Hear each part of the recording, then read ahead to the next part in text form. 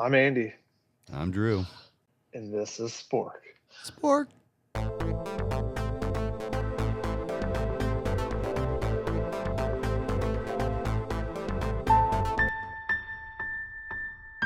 So this week on Spork, we are going back to 2002, specifically January 19th, and the game between the New England Patriots and the Oakland Raiders, where NFL Rule 3, Section 22, Article 2, Note 2 played a outsized role in really shaping the rest of that playoffs and the following season, I would say.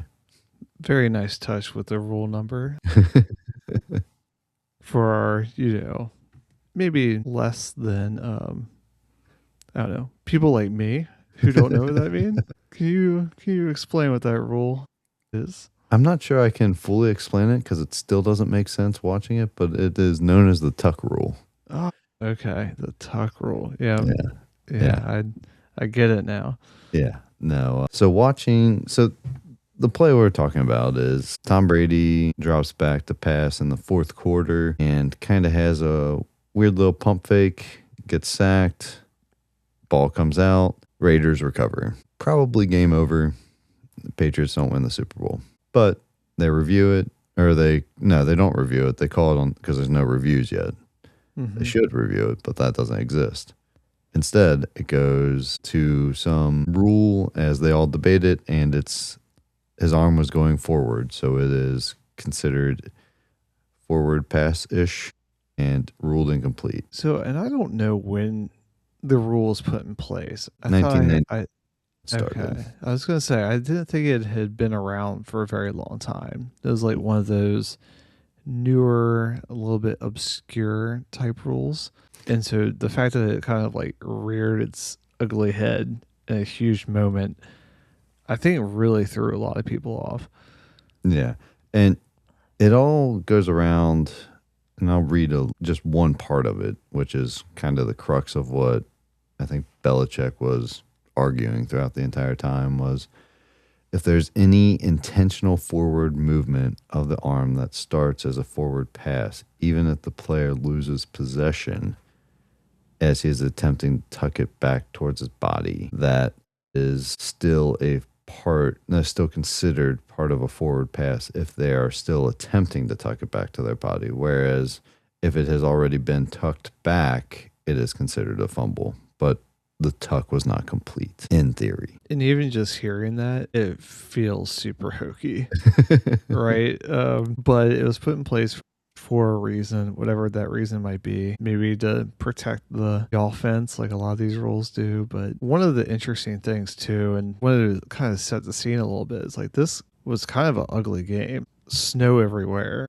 And actually, I think the fields now have better heating around them because the snow is pretty thick on the field at the time. They've gotten really good at superimposing the yard lines and markers on there too, which helps out a lot.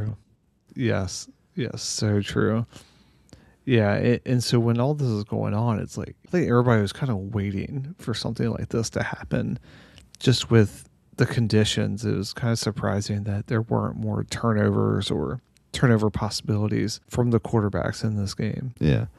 No, and on that play, so Belichick actually said like after it that he knew what the ruling should be because they were on the other side of it in week 2 against the Jets where, who was their quarterback?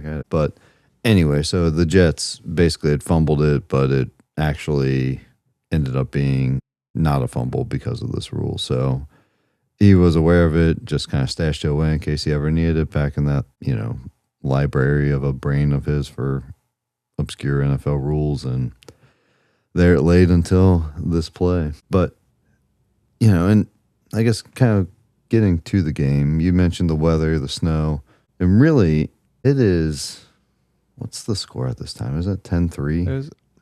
Was it or 13-10, or was that the final score? It was it was so the Raiders led 13-3, 12 minutes left, and they tied the game up the Patriots scored 13-10, and then this was with 2 minutes left, and as the Patriots were driving down for the eventual field goal to send it into overtime. So, going into that, right, it's like there was still a chance here for the Raiders to win this game. But I think there was a little bit more of a momentum killer. Yeah. Plus timing, I think, of how the rest of the game played out. Yeah. Well, and, after this, so they kicked the field goal to tie the game with 27 seconds left. And then overtime's not the same way it is now either. So the Patriots win the toss at home, drive down the field, kick a field goal and win. It's not the same. Everybody gets a chance in overtime if it's a field goal kind of rules like we have now. Right. So they never really, after that play, they never really got a chance to do it. And I guess looking beyond that, this kind of had some seismic shifts that happened as a result of this play for the Raiders organization. Yeah, it really did. They were, a hot team. Like, they were really rolling. I even think, was it the next season they also had a pretty good year? Yeah, they made it back to the Super Bowl next year. Yeah. Well, That's what I thought. So just kind of going into this. So the Raiders had John Gruden as their coach. They lose this game as the 3 seed to the 2 seed Patriots. And then Al Davis wants a change. So he trades John Gruden for Bill Callahan to the Bucs, and they meet in the Super Bowl the following year. And the team's largely the same. They actually get a couple other aging super kind of stars at the time on their team. The Raiders do, but then they just get blown out in the Super Bowl, and it goes down, I think, as one of the biggest one-sided Super Bowls in history. I forget what the final score was, but it was. And if I remember, like, Tampa Bay had a really good defense. Yeah.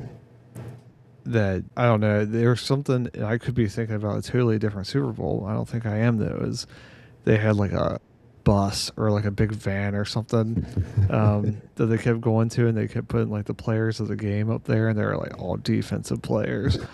Yeah. Well, and there was some conspiracy theories that basically Bill Callahan didn't change anything from like any play calling. So John Gruden knew all the play calls that to coach his defense on. I mean, because it was a 28-21, but it was Oakland scored 12 points in the fourth quarter. So it was 34-9 at the end of the third quarter. And we kind of know, even based on recent Super Bowls, that, when you're up by enough, you kind of slow down. And Rich Gannon had 5 interceptions. I mean, he was just running around. And I think he was the MVP that year. He actually had a really, really good year the following year.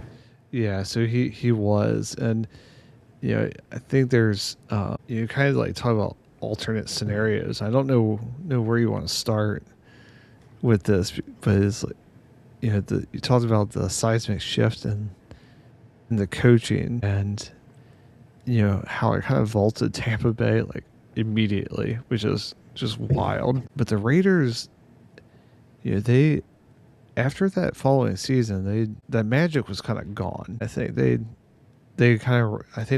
more or less ran it back with this like all-star team that they had the year of the Tuck Rule incident.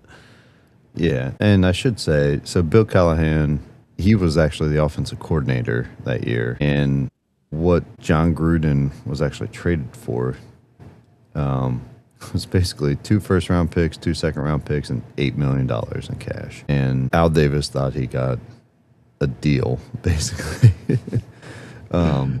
which is kind of weird in this day and age that you don't really think about coaches being traded. No. It seems like they just get fired and they just get a new one. I think that is how things have changed. I think the cost or the disparity between what these players are valued at, it's like you definitely have more value with hitting the lottery with a superstar player than you do with a superstar coach. Yeah, but So I think, maybe let's talk about maybe just the Raiders, those 2 seasons, and we'll jump back to the Patriots, and then any final thoughts after that. Yeah. So I mean, really setting up too with the Raiders, since we're talking about them this season and specifically the Tuck Roll game. They had looks like 4 Hall of Famers on that roster. Yeah. They had Tim Brown and Jerry Rice on offense, and then Eric Allen and Charles Woodson on defense. So they had some serious firepower, and they had Sebastian Janikowski as their kicker, which as far as kickers go, he was a household name at the time. Yeah. So and punting, Shane Leckler. I mean, I think he ended up punting for 18 seasons. You got to show special teams some love. Yeah, you're right. I mean, they can make or break. They can win you or not. Yeah, so so the team was great. Like, they were built for this success, and they took advantage of it. They, that first year they had the coach, and the following year where they went to the Super Bowl, they had the same core to get there, even though they had a coaching change. So, I mean, the Raiders they could have had a little mini dynasty if this game had gone the other way. Does it propel them, to Super Bowl that season and then to a Super Bowl, like at least getting them enough confidence to keep John Gruden and run it back? Yeah, I can't imagine they trade a Super Bowl winning quarterback or coach. Sorry. And without that, I don't know that the Buccaneers are making the Super Bowl, right? Right. I think John Gruden was a big part of that next leap for Tampa Bay. So, and Jerry Rice is an interesting one because, I mean, how old was he in this season? I mean, he was getting up there, but granted, he still played for a long time. I had forgotten that he had signed with the Broncos, for the tail end of his career, and I don't think he ended up playing, but that was in 2005. But he is in his 16th year at this point, after 15 years with the 49ers. So he is that right? Is he 40? In 2001 he was 39 and had over 1,100 receiving yards and 9 touchdowns. I mean, he had a 50-yard touchdown catch in the Super Bowl game the following year. Yeah. I mean, in 2002 he was a Pro Bowler. Yeah. He had 1,200 yards, 7 touchdowns. I mean, he was crazy productive in those 2 seasons. And then, you start looking, though, once he hit, 2003 season, you can start seeing the decline. So, but I mean, he was a big part of their success, especially this season, which I think they had it made sense that they had the high expectations for the team because they noticed or recognized that he was still a high caliber player with a high caliber quarterback. With this, I think it kind of would have reshaped Rich Gannon's legacy as well, because he does end up winning the MVP the following year, but he's kind of a statistical oddity footnote kind of character, I feel like, in this whole thing, where he's not remembered as one of the top quarterbacks from that era, right? Yeah, it's interesting. So, I mean, take Pro Bowls for what they're worth, right? But he started in 1999. He went to 4 straight Pro Bowls. One of those seasons was his MVP year. In almost all those seasons, they had a great record, right? So I want to say he was okay. For some reason, I thought he was the MVP runner-up,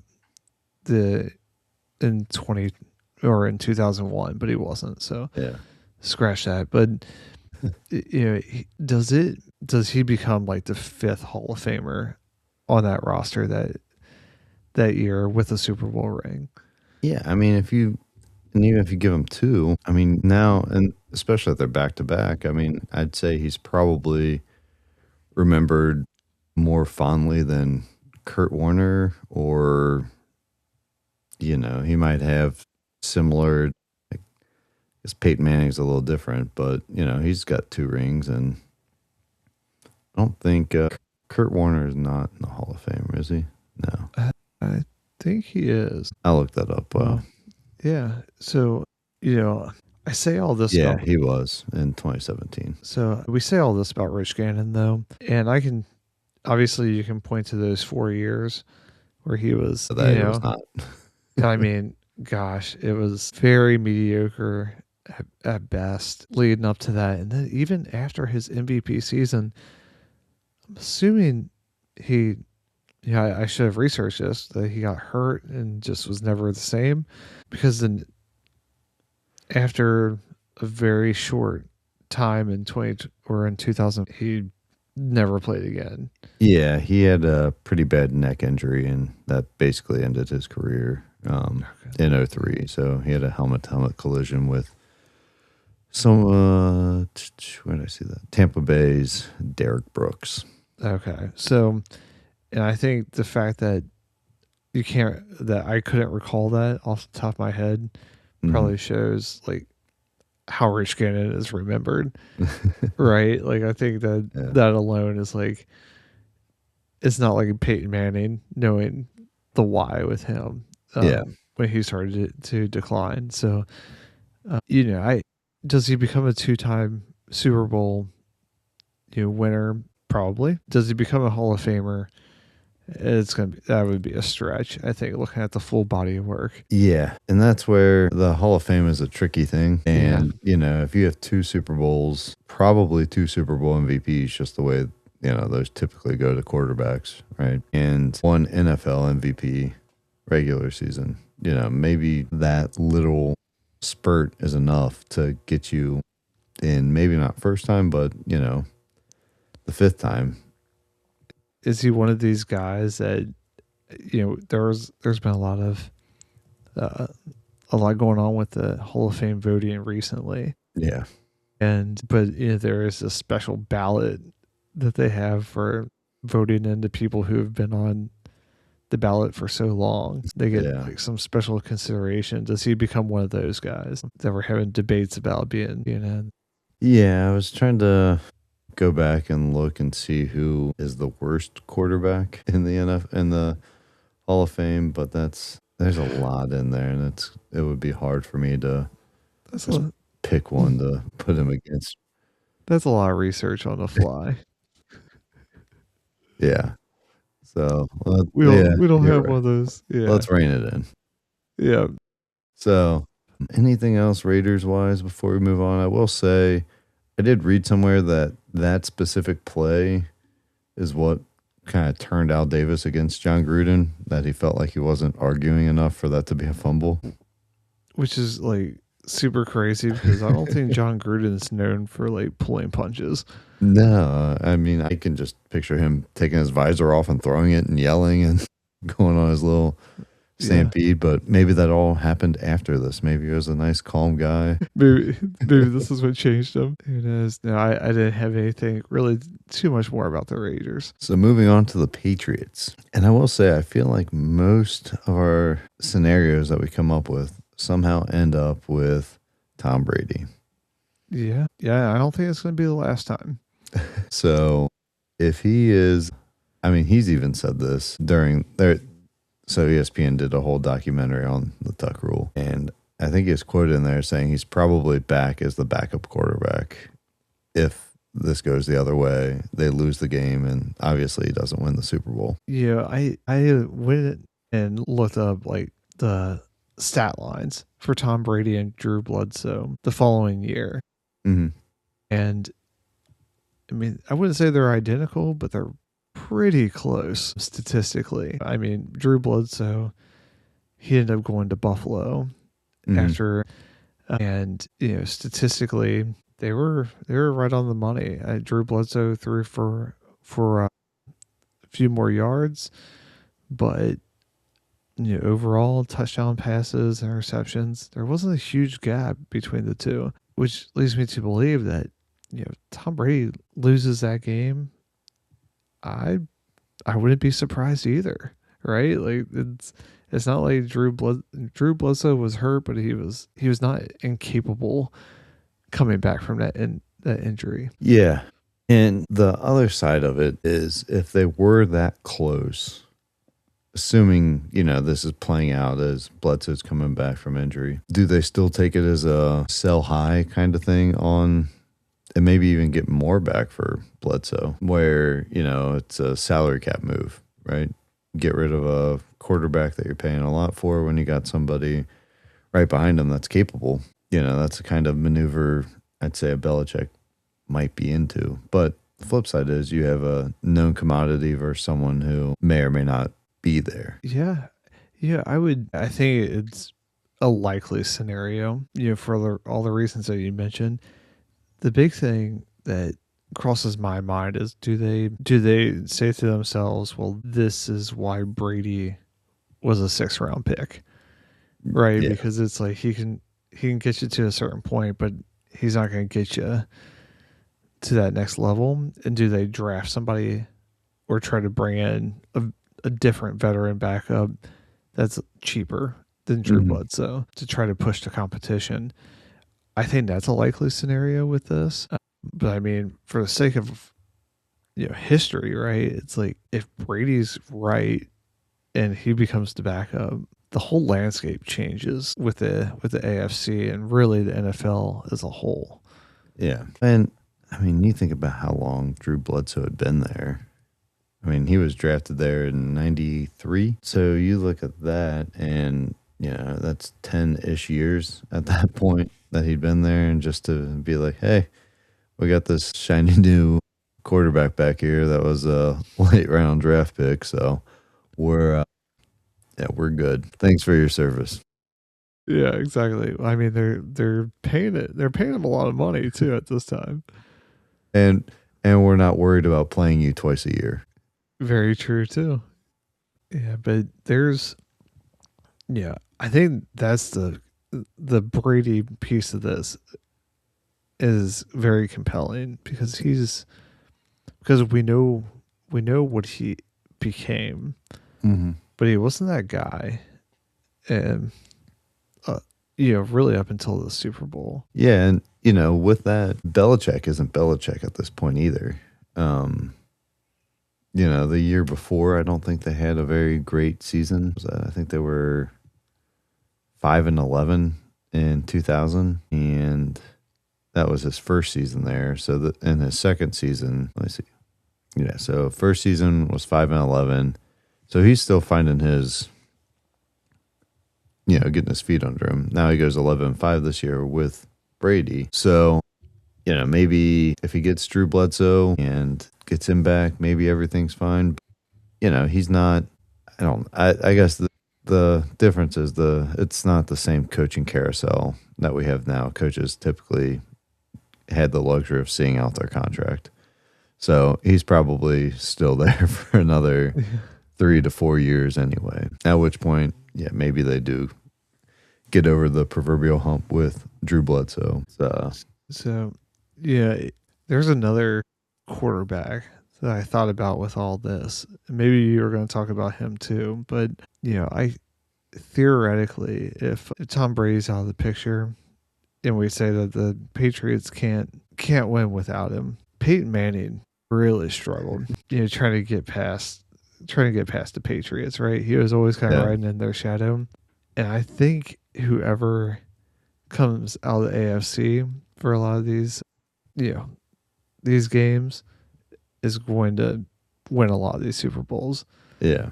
And it's like his legacy, he probably goes from being, 2-time Super Bowl champ to possibly 4 or 5-time Super Bowl champ. And now, are we talking about him as the best ever? Because a lot of people for a long time were still calling him the best, even when Brady was winning all the Super Bowls. Yeah. And, this is actually going into So in 03-04, he's back-to-back MVP, 12-4 seasons. And yeah, I think if the Brady era doesn't launch with this Super Bowl, again, that starts with this tuck play, then yeah, maybe it is Peyton's history.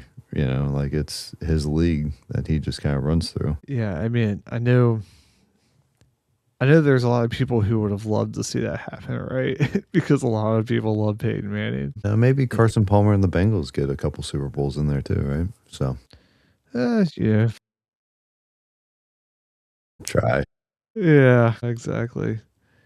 Yeah, but I mean, these were prime times when Peyton was really dominating statistically in the regular season. So without the Patriots there, I think there's a really good chance that we talk.